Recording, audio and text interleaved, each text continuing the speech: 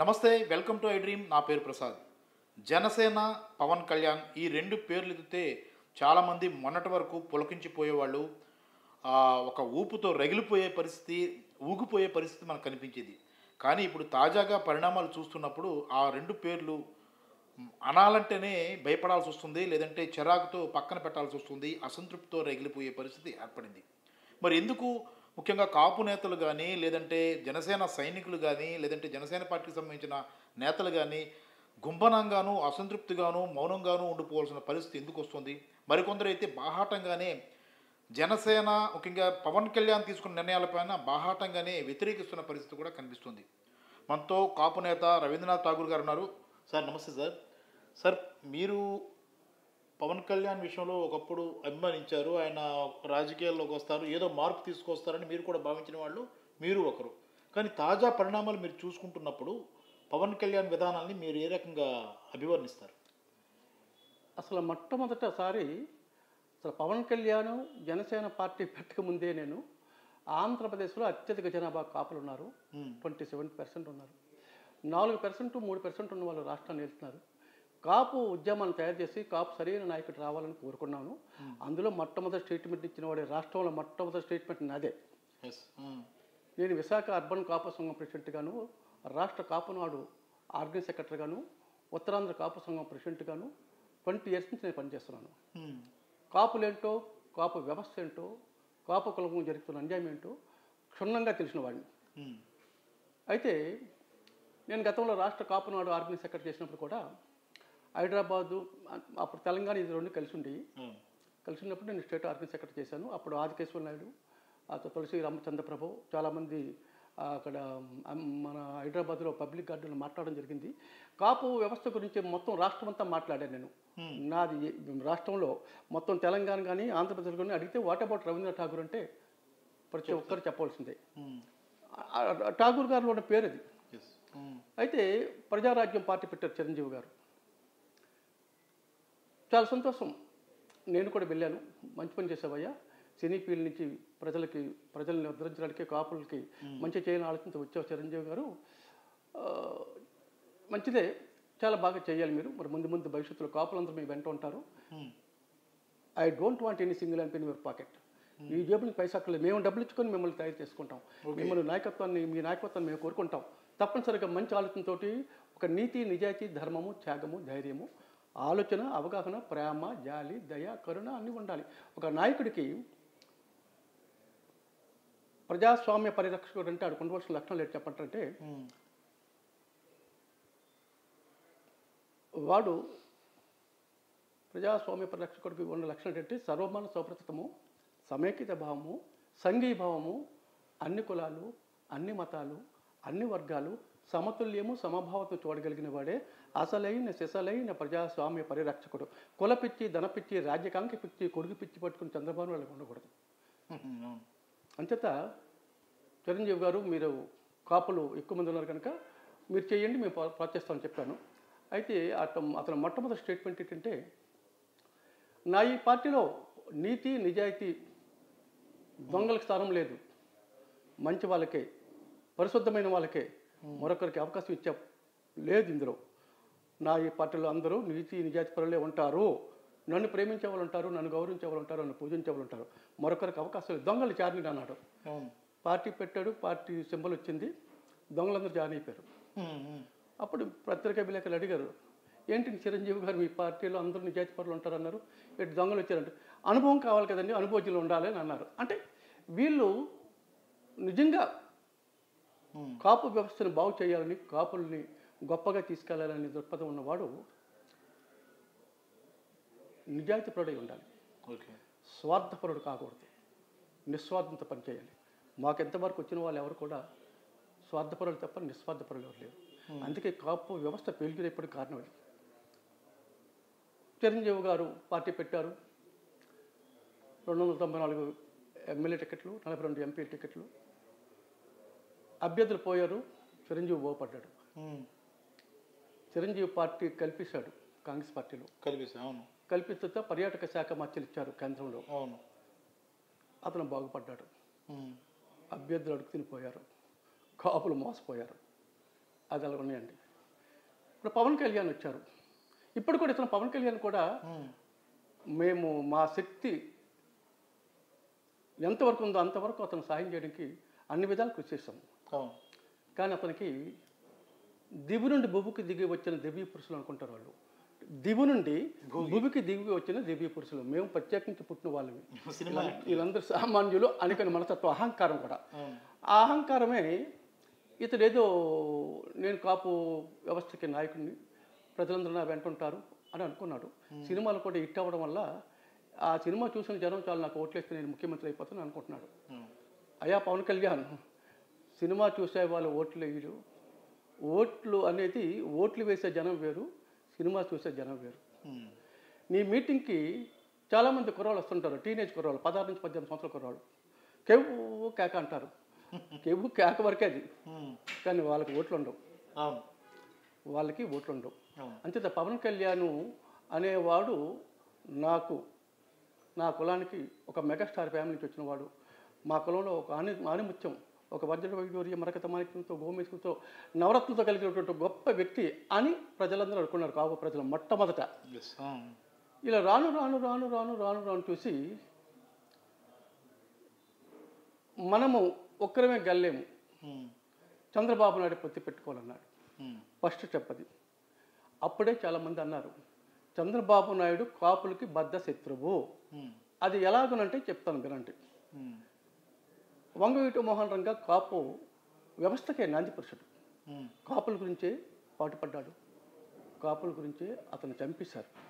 చంపేసిన వాళ్ళు ఎవరంటే అందరికీ రాష్ట్రం మొత్తం ప్రజలందరికీ తెలుసును. చంద్రబాబు నాయుడు మరి కొంతమంది వర్గం, కమ్మ వర్గమే చంపేశారు అనేది రూఢిగా చెప్పగలుగుతారు, చెప్పుతున్నారు ఆ బాల గోపాలం దగ్గర నుంచి కూడా. ఇందులో సందేహం ఏం లేదు. ఇది నిజము, ఇది నిజము, ఇది నిజము, ముమ్మటికి నిజము. మరి అటువంటితో నీకు స్నేహం ఏంటి? అటువంటితో పొత్తు ఏంటి? నువ్వు 4 సీట్లు తెచ్చుకో, 5 సీట్లు తెచ్చుకో, అసెంబ్లీ అడుగుపెట్టు, నీ వాడి వేడి నీ యొక్క ప్రభావం చూపించవయ్యా. చూపించి 2029కి చీఫ్ మినిస్టర్ అయిపోతావు. అదే మీరు కూడా కోరుకుంటారు ఏంటంటే ఇండివిజువల్గా పోటీ చేయండి. మీరు 1 గెలుస్తారా, 2 గెలుస్తారా, 10 గెలుస్తారా, 50 గెలుస్తారా, ఏదైనా పూర్తిగానే ముఖ్యమంత్రి అవుతారు అనేది మీరు వ్యక్తిగతంగా స్థాయిని సమర్థతను చూపించడం అనేది మీ కోరిక. అదేనండి. మీరు ఇండివిజువల్గా పోటీ చేయండి. 5 రానివయ్యా, అసెంబ్లీ అడుగు పెట్టవయ్యా, నీ యొక్క స్టేటస్ చూపించవయ్యా, నీకు యొక్క వాగ్దాటిని చూపించు. ప్రజలు నిన్ను వేణులకు ఎత్తిస్తారు. మా పవన్ కళ్యాణ్ మా అసెంబ్లీలో కూర్చొని మాట్లాడుతున్న మా కాపు నాయకుడు ధీమాగా చెప్పి 2029లో ఇది became chief minister of Andhra Pradesh. కానీ నీవు దొంగోడు జైలు గెలిపావు. చంద్రబాబు నాయుడు ఎంత దొంగ అంటే కాపులకు బీసీలు చేరుస్తాను చెప్పి నేను 2014 ఫిబ్రవరి 24 నన్ను పిలిచాడు చంద్రబాబు నాయుడు. ఇప్పుడు వాసుపల్లి గణేష్ కుమార్ గారు ఉన్నారు ఇక్కడ, అతను నన్ను తీసుకెళ్ళాడు. ఠాగూర్ గారు, కాపు సామాజిక వర్గం నుంచి వచ్చారు మీరు, మీ అవసరం మాకుంది, రాష్ట్రంలో అత్యధిక జనాభా కాపున్నారు కనుక మరి మీరు మమ్మల్ని గెలిపించి 2014 ఎన్నికల్లో ఈ రాష్ట్రానికి తెలుగుదేశం పార్టీ రూలి వచ్చేటట్టు చేయగలిగితే అందులో మీ చేతిలో కొంత భాగం ఉంది, మీరు చేయగలుగుతారు అన్నాడు. కరెక్టే. నేను నా వరకు పదవుల వరకు నాకు అక్కర్లేదు. I don't want any political leadership. విశేషం నేను ప్రెసిడెంట్గా ఉన్నాను. నా కాపులకు మేలు చేయవయ్యా, కాపులకు బీసీలు ఇచ్చేయచ్చు అని అడిగిన సందర్భంలో మేనిఫెస్టోలో మీకే ముందు రాశాను అన్నాడు. ఆ మేనిఫెస్టో అంత అబద్ధం. వాడు ఏం చెప్తాడో, వాడు ఏం మాట్లాడతాడో, వాడు చేసిన పని వేరు, ఆలోచన వేరు. బయటకు ఒక మాట, లోపల ఒక మాట. చంద్రబాబు నాయుడు అంత మరి అంతకంటే చెత్త చెదారతో కూడుకున్న దగ్గరికి మనం వెళ్ళం, వాసన వస్తుంటుంది, చూడు వాసన వస్తే. వాడు పక్కన నిల్చుంటే అంత చెత్త కంపు కొట్టినటువంటి మనస్తత్వం కలిగిన వాడు Chandrababu Naidu. You don't believe them, it's very dangerous fellow. నాకు 80 సంవత్సరాల వయసు, నాకంటే చిన్నోడే, చాలా చిన్న. మరి అలాంటి వ్యక్తి మన రంగాన్ని చంపేశాడు అని తెలుసు నీకు. ముదరగడ పద్మనాభాన్ని రాష్ట్ర కాపు వ్యవస్థకి అతను ఎంతో కృషి చేసి కాపుల్ని ఎంతో చెయ్యాలని ఆలోచనతో అనేక రకాల సత్యాగ్రహాలు చేస్తే అతను ఒకరోజు ఇంట్లో పెట్టి కొట్టి ఆ కొడుకుని, కోడల్ని, భార్యని గృహహింస చేసి ఎన్నో ఇబ్బందులు పెట్టిన వ్యక్తికి ముదరగడ పద్మనాభం అతను ఎవరి కోసం చేశాడు? మన కాపుల కోసం చేశాడు. మరి ఆ రోజు నువ్వేమయ్యావో? రంగాన్ని చంపినప్పుడు నీకు తెలియపోవచ్చు, నువ్వు బచ్చాగడివి. కానీ ముదరగడ పద్మం నీకు ఇబ్బంది పెట్టినప్పుడు తెలుసు కదా. మరి మీరేం ప్రశ్న చేయలేదు? నువ్వు కాపాడు కదా, కాపులు ఉద్ధరిద్దాం వచ్చావు కదా. అంచేత కాపులు ఉద్ధరించేవాడికి ఈ లక్షణాలు ఉండవు. పవన్ కళ్యాణ్ లక్ష్యం ఏంటంటే ఇప్పుడు పొకింటి ఉమ్, జులై ఈ సినిమా చూసారా? జులై కబుర్లు ఆడుకుని ప్యాంటు జిప్పు లాక్కొని ఈ క్యారెక్టరు సినిమాకి పనికొస్తుంది, అవును ప్రజలకు పనికిరాడు. ఇంకా అతను బాగా నేర్చుకోవాలి. అవును మరి రాష్ట్రంలో అత్యధిక జనాభాగా ఉండి కాపులుండి అనేక సంఘాలు ఉన్నాయి. ఎప్పుడైనా నువ్వు కాపు నాయకుడిగా వచ్చి ఏ సంఘం నాయకుడితో మాట్లాడావు? ఉమ్. ఒక్క సంఘం నాయకుడితో మాట్లాడేవా? అంటే ఏంటది? అంటే సార్ ఇప్పుడు ప్రధానంగా ఆ, మీరు కాపు సంఘానికి సంబంధించిన సీనియర్ నాయకులుగా ఉన్నారు. కాపు సంఘాలు చాలా ఉన్నాయి. అందులో జనసేనలో మెజారిటీ భాగం కాపులు ఉన్నారు, యాక్టివ్గా పనిచేశారు, చాలా డబ్బులు ఖర్చు పెట్టుకున్నారు, అలాగే జెండాలు మూసారు. పవన్ కళ్యాణ్ మీద ఏక కూడా వాళ్ళు ఇవ్వకుండా సోషల్ మీడియాలో కానీ బయట కానీ పోరాటం చేస్తూ ఉన్నారు. కానీ ఈ తాజా పరిణామాలు చూస్తున్నారు కదా, మీరు చూసినప్పుడు కాపు సామాజిక వర్గంలో మెజారిటీగా ఎలాంటి ఆలోచన దృక్పథం వస్తుంది ఈ మధ్య కాలంలో నాకు కొన్ని వందల మంది, కొన్ని వేల మంది ఫోన్ చేశారు. మీరు రాష్ట్ర కాపు నాడుగా ఆర్గనైజ్ సెక్రటరీ చేశారు, సిటీ ఇంటర్నేషనల్ సిటీ విశాఖపట్నం సిటీకి మీరు అధ్యక్షుడిగా ఉన్నారు. పవన్ కళ్యాణ్ అభిప్రాయాలు, పవన్ కళ్యాణ్ ఆలోచనలు మీకు ఏ విధంగా ఉన్నాయి, మీరు అర్థం చేసుకున్నారని అడిగారు నన్ను. ఎందుకు అర్రామ్ జాగి కొడుకే అడిగాడు. ఓకే, అతడు మన కాపులను వదిలేద్దామని, కాపులకు మేలు చేద్దామని అనుకున్నాం కదా, అతను పంపించాము. అతడు ఆలోచన సరైన కావు, మోసపూరితమైన ఆలోచనతో అతడు బాగుపడాలి, ఎవడాలకపోయినా పర్వాలేదు, మభ్యపరిచి మభ్యపరిచి కాపుల్ని ఇంకొక ట్రాక్లో మార్చేసుకెళ్ళిపోతున్నాడు. మార్చుకొని నేనే దిక్కు అనేటట్టు అనుకున్నాడు. ఓకే, కానీ కాపులో చాలామంది టీనేజ్ కుర్రాలు తప్ప తతిమందరూ కూడా వీడు కరెక్ట్ కాదు అనేది ఆలోచనలోకి వచ్చేసారు అప్పుడే. Okay, Jaganmohan Reddy correct. ఎలా సార్ ఇది? అంటే ఇప్పుడు ఇంతకాలం మనం అంటే చాలా నమ్మకంతో ఉన్నారు కదా పవన్ కళ్యాణ్ విషయంలో. జగన్మోహన్ రెడ్డిని పవన్ కళ్యాణ్ని పక్కన పెట్టినప్పుడు అంటే రాజకీయ నాయకుడిగా కానీ, పాలనా విధానంలో కానీ, ఆలోచన విధానంలో కానీ ఇవన్నీ బేరీజ్ వేసుకున్నప్పుడు ఎవరు బెటర్ అని అనుకోవాలి? ఇప్పుడు ఒక అంచనాకు వస్తున్నారా? వచ్చేసారండి, వచ్చేసారు జనాలు. ఓకే, ఎందుకంటే వీడు చంద్రబాబు నాయుడికి దగ్గర ప్యాకేజీ తీసుకున్నవాడు. ఎందుకంటే ఇంతమంది హెచ్చరిక చేసి నువ్వు వాడిని వదిలే అని రాష్ట్రం మొత్తం కాపులందరూ కూడా ఉచ్చరిస్తుంటే నాకు చంద్రబాబు నాయుడే ముద్దు, కాపులు వద్దు అనే ప్రభావం ఏర్పడింది. అంచేత చంద్రబాబు నాయుడు పరమ మూర్ఖుడు, పరమ దొంగ. ఎందుకంటే మనం ఇంకా వల్కర్ లాంగ్వేజ్కి వెళ్ళలేదు, ఇంకా పామర భాష ఇది. ఈ పామర భాష కొడుతున్నాను. ఎంచేతంటే చంద్రబాబు నాయుడు రంగాన్ని చంపడమే కాదు, కాపులకి బద్ధశత్రువు. ఏ విధంగా బద్ధశత్రువు అంటే కాపులకి అందరికీ మీకు నేను ఉన్నానని చెప్తూ మమ్మల్ని మోసం చేసి నడి సముద్రంలో ముంచేసిన గొప్ప ప్రబుద్ధుడు. ఎందుకంటే అతనికి పుట్టుకతోటే మంచి లక్షణాలు రాలేదు. ఎందుకంటే మరి వాళ్ళ బాబు ఏం చెప్పాడు, ఏం చేశాడు కర్ణాటక నాకు తెలియదు, కానీ తనకి రాజకీయ పరిజ్ఞానం కలిగించాడు. రాజకీయ భిక్ష, ఆర్థిక భిక్ష, ప్రజల్లో గొప్ప వ్యక్తిగా ఎదిగేటటువంటి భిక్ష కూడా ఎన్టీ రామారావు మహానుభావుడు అతనికి ఇస్తే అతన్నే తోసేసి కుర్చీ ఎక్కిపోయాడు. అంటే ఈడు కృతజ్ఞుడు, వెన్నుపోటుదారుడు. ఇంతకన్నా వెన్నుపోటు కూడా ప్రపంచంలో ఉండడు. ప్రపంచంలో నెంబర్ 1 వెన్నుపోటుదారు అంటే ఈడే ఆడిపేరు చెప్పాల్సి ఉంటుంది. వెన్నుపోటుదారుల సంఘానికి అధ్యక్షుడు. అంత గొప్ప వ్యక్తి. వాడు నిజము మాట్లాడాడు, నిజం అనేది మాట్లాడాడు, ఆ నోటిని నిజం రాదు. ఫైనల్గా చెప్పండి సార్. ఇంకో చిన్న విషయం, వాడు మనస్తత్వం చెప్పేస్తున్నాను. పవన్ కళ్యాణ్ యూజ్లెస్ ఫెలో అండి. అంటే ఆ మాట ఎందుకన్నానంటే అంటే ఏదైనా కానివ్వండి సార్, అంటే రాజకీయంగా ఒక కీలకమైన సమయం ఏర్పడింది, ఎన్నికలు వస్తున్న వేళ ఒక సీనియర్ కాపు సంఘానికి సంబంధించిన నేతగా మీరు ఎలాంటి దిశానిర్దేశం ఇవ్వబోతున్నారు కాపు సంఘానికి కానీ, లేదంటే జనసేనను ముఖ్యంగా పవన్ కళ్యాణ్ నమ్ముకున్న చాలామంది ఉన్నారు కదా, వాళ్ళకి ఎలాంటి దిశానిర్దేశం? చాలామంది నేను జనసేన నమ్ముకున్న కార్యకర్తలు కానీ నాకు చాలామంది నిన్నటి నుంచి ఫోన్ల నుంచి ముందు ఒక 1000 మంది హైదరాబాద్ ఇప్పుడే ఫోన్ చేశారు. ఒక అతను పోల్దాస్ కృష్ణమూర్తి అని, చాలా మంచి మీరు స్టెప్ తీసుకున్నారు. మీలాంటి వాళ్ళు మాట్లాడితేనే కాపులకు అర్థమవుతుంది. ఇంకా పిచ్చిలో ఉన్నారు, ఆ పిచ్చిలో ఆ పిచ్చి పోతుంది. ఇప్పుడు చాలామంది తప్పనిసరిగా రవీంద్రనాథ్ ఠాగూర్ లాగా మాట్లాడాలి, నిజం నిర్భయంగా మాట్లాడాడు అని చెప్పడం జరిగింది. నన్ను చాలామంది అడిగారు, తిట్టారన్నా పవన్ కళ్యాణ్ మీరు తిట్టేస్తున్నారు బాగానే అని. అంటే చుట్టమా నీకు అన్నా నేను కాదండి, నేను విశాఖపట్నం సిటీలో ఉన్నాను, మీ అందరికీ కష్టకాలట్లో పాలు పంచుకుంటున్నాను. మీరు ఎప్పుడైతే చెప్పినా చేస్తున్నాం, పవన్ కళ్యాణ్ వచ్చి చేస్తాడా? చేయడు. పవన్ కళ్యాణ్ కాపాడని మీరు అనుకుంటున్నారు. క్యారెక్టర్ లేదు, కాంటాక్ట్ లేదు. ఓ రాష్ట్ర ముఖ్యమంత్రి కావాల్సిన క్వాలిఫికేషన్లు ఎలాంటి చేసినా సర్వమాన సౌభ్రతము, సమైక్యతభాము, సంఘీభావము, అన్ని కులాలు, అన్ని మతాలు, అన్ని వర్గాలు సమతుల్యము, సమభావతం చూడగలిగిన వాడు అసలైన ప్రజాస్వామ్య పరీక్షడు. కులపిచ్చి, ధనపిచ్చి, రాజకాంక్ష పిచ్చి, కొడుకు పిచ్చి, మనోడు పిచ్చి పట్టుకుని చంద్రబాబు నాయుడు కాదయ్యా. అలాంటి వాడితో చేతులకు వెళ్ళిపోయాడు. వీడు మనకు ఉపకారం పడతాడని మీరు ఎలా అనుకుంటున్నారు? పెద్దలు, వయసు మళ్ళిన వాళ్ళు ఉన్నారు, చాలామంది టీనేజ్ కుర్రాళ్ళకి ఓట్లు ఉండవు, వాళ్ళు ఏదో కేకలేస్తారు, వాళ్ళ పక్కన పెట్టండి. మీ అభిప్రాయం అడిగాను, అర్రమ్మ జోక కొడుకుని అడిగాను, నిన్ననే ఫోన్ చేశాను.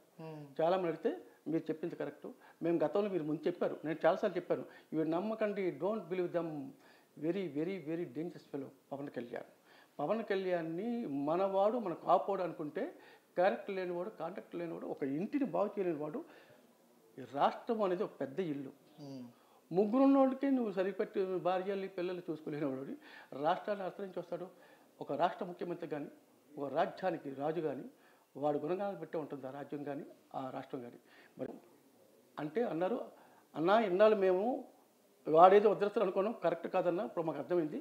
వాడు తీసుకెళ్ళి చంద్రబాబు నాయుడు ముడ్లో దూరుతున్నాడు, మనల్ని అమ్మేస్తాడు చంద్రబాబు నాయుడికి అని చెప్తే మీరు చెప్పింది కరెక్టు. అందుకే రేపు 2024 ఎన్నికల్లో రాష్ట్రంలో ఈ ముఖ్యమంత్రి ఎందుకు కావాలనుకుంటున్నారు, ఎందుకు రావాలనుకుంటున్నారు అంటే దాన్ని కూడా చెప్తున్నాను. రాష్ట్ర ముఖ్యమంత్రిగా జగన్మోహన్ రెడ్డి కంటే రాజశేఖర రెడ్డి గొప్పవాడు. ఎందుకంటే రాజశేఖర రెడ్డి నాకు పరిచయం ఉంది. రాజశేఖర రెడ్డి గారితో పాదయాత్ర చేశాను. నెల్లిమర్లలో బాగా ఎండ కాస్తుంది, ఎండ కాస్తే చెమట కారిపోతుంది, ఇలా రొమ్మలు తీసుకుని తుడుస్తుంటున్నారు. అయ్యో బాగా కారిపోతుంది అని చెప్పేసి నేను అసలు గొడుగు ఎత్తి పెట్టి పట్టుకున్నాను. దించండి ఠాగూర్ గారు, దించండి. ప్రజలందరూ ఉన్నారు, ఎండ మనక వాళ్ళక అందరికేనండి. ఇప్పుడు అందరికైతే గొడుగును మనకెందుకంటే అంత మృదు మధుర స్వభావంతో కలిగినటువంటి పేదల పాలిట పెన్నిది రాజువయ్య, మహారాజువయ్య, నిన్ను మించిన రాజావుడయ్యా, నాకు నువ్వే కావాలయ్యా అని ప్రతి ఓటర్ కోరుకున్న మహానుభావుడు. ఆరోగ్యశ్రీ కార్డులు, EBC economical backward committee, fees reimbursement, ఒకటేంటి అనేక రకమైన కార్యక్రమాలు చేసి ప్రజల మనల్ని పొందిన గొప్ప ముఖ్యమంత్రిగా ఉన్నాడు. అటువంటి ముఖ్యమంత్రి కొడుకు జగన్మోహన్ రెడ్డి. అతను 3 అడుగులు చేసిన 6 అడుగులు ముందుకు వెళ్తున్నాడు. రాష్ట్ర ఖజానంతా నిలిచేశాడు చంద్రబాబు నాయుడు, నో బ్యాలెన్స్. అటువంటి సమక్షంలో, అటువంటి పరిస్థితుల్లో రాష్ట్ర ప్రభుత్వం ఏర్పడినప్పుడు నవరత్నాలు ఇంప్లిమెంట్ చేసే విధానం ఎంతకన్నా గొప్ప ముఖ్యమంత్రి ఎవరు ఉంటాడండి. రాత్రింబలు కష్టపడి నిస్వార్థంతో నా ఈ ప్రజలు సుఖంగా ఉండాలి, సంతోషంగా ఉండాలి, ఆనందంగా ఉండాలి, ఎల్లవేళలో నన్నే స్మరించాలి అంటే నేను ఎంత మంచి పని చేయాలో అంత మంచి పని చేయాలి. నా తండ్రిని మించిన దైవంగా కోరుకున్నారు ఈ రాష్ట్ర ప్రజలు. ఆ రోజు కాంగ్రెస్ పార్టీ భూస్థాపితం అయిపోయింది. దాన్ని చేయుతో మొత్తం బయటికి లాగిన వాడు మనగాడు రాజశేఖర రెడ్డి. దాన్ని ఆలోచన చేసి సోనియా గాంధీ ఇలాంటి ఏం చేశారంటే ప్రతి 6 మాసాలకి రాష్ట్ర ప్రభుత్వంలో ఉన్న అధినేత అయినటువంటి ముఖ్యమంత్రిని మార్చేసేవారు. మార్చేసి వాళ్ళు నచ్చిన ముఖ్యమంత్రి పెట్టుంటారు. వాళ్ళ మాట ఇన్నోడు ఉంటాడు, వినపతి తీసేయడం అనమాట. ఈ రాజశేఖర రెడ్డి గారిని కూడా తీసిపోయారు. ఇది మీ నుంచి వచ్చిన వాడిని కాదు, నేను ప్రజల నుంచి వచ్చిన వాడిని, నా దగ్గర మీకు తెలిసేట పెంచకండి చెప్పిన వాడు రాజశేఖర రెడ్డి. ఆ రాజశేఖర రెడ్డిని అటువంటి గొప్ప వ్యక్తి వాడు ఉంటే ఏమవుతాడని చెప్పేసి భగవంతుడి దేవాల అతడు అటానమస్ స్మరణ అయిపోయింది. అంటే ఫైనల్గా మీరు చెప్పండి సార్, ఈ ప్రస్తుతం ఎన్నికలు ఒక రెండు నెలలు సుమారుగా ఉన్నట్టుగా మనం లెక్కేసుకోవాలి. ఈ పరిస్థితుల్లో జనసేన వెనుక వెళుతున్న వాళ్ళు, ఇంకా జనసేన నమ్ముకున్న వాళ్ళు, పవన్ కళ్యాణ్ మీద మోజు ఉన్న వాళ్ళందరికీ మీరు ఎలాంటి సూచన చేస్తారు? నేను ఎప్పుడే చెప్తున్నానండి, చెప్పాను కూడా, ఇప్పుడే ఆల్రెడీ చెప్పడం జరిగింది. నాకు చాలామంది ఫోన్ చేశారు.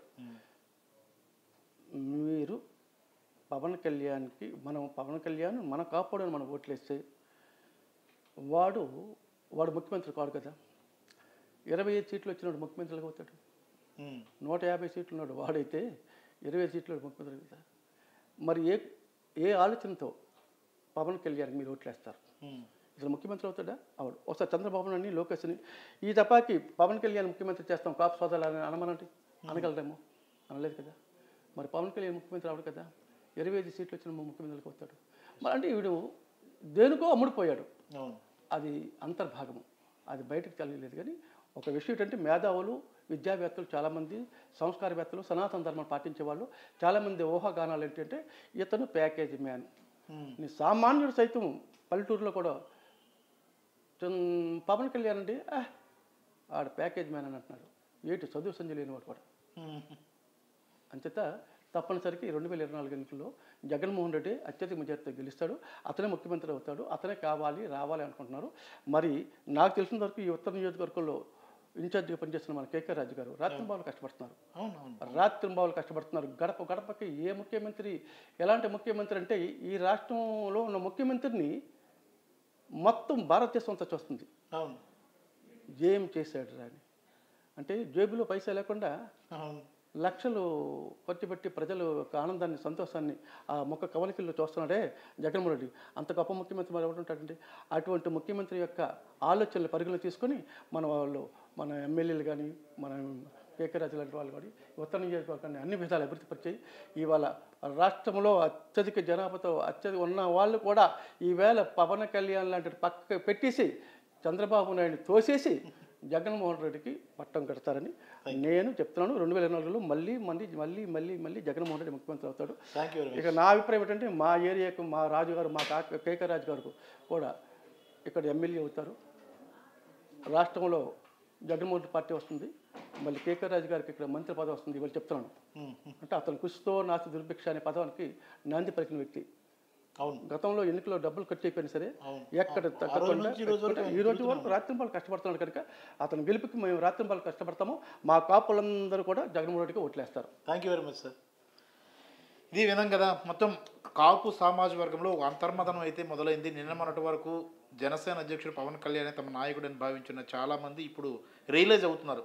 అసలు ఇతను అనవసరంగా తామంతా కూడా జనసేన అధ్యక్షుడికి పవన్ కళ్యాణ్కి భుజాన్ని వేసుకోవాలని చూస్తుంటే పవన్ కళ్యాణ్ వెళ్ళి చంద్రబాబు గూట్లో దూకడాన్ని వారంతా కూడా సహించలేకపోతున్న పరిస్థితి కనిపిస్తుంది. ఈ పరిస్థితుల్లో కాపు సామాజిక వర్గం సీనియర్ నాయకులు కానీ కాపు నాడుకు సంబంధించిన సీనియర్ నేతలు అంతా కూడా రియలైజ్ అయ్యి ప్రస్తుతం పార్టీ ఖచ్చితంగా జగన్మోహన్ రెడ్డికి సపోర్ట్ చేయాలని నిర్ణయించుకున్నట్టుగా అర్థమవుతుంది. ఆ రకంగానే ఆ సంకేతాలు అయితే ఇప్పుడిప్పుడే వస్తున్నాయి. ప్రధానమైన నేతలు కూడా ఇప్పుడు మీడియా ముందుకు వచ్చి ఎవరైతే పవన్ కళ్యాణ్కి మద్దతు పలుకుతున్నారో అంతా కూడా రియలైజ్ అయ్యి ఖచ్చితంగా తమ మనసు మార్చుకోవాలని పరోక్షంగా సూచిస్తున్న పరిస్థితి కూడా కనిపిస్తుంది. కెమెరామెన్ మూర్తితో ప్రసాద్, ఐడ్రీ మీడియా, విశాఖపట్నం.